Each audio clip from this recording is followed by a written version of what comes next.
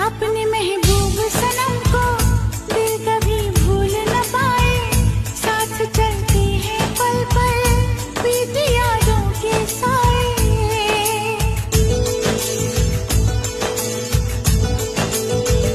चांद तारे बुझ जाए, रात काली हो जाए, एक दिल वरना हो तो दुनिया खाली हो जाए। हर लम्हा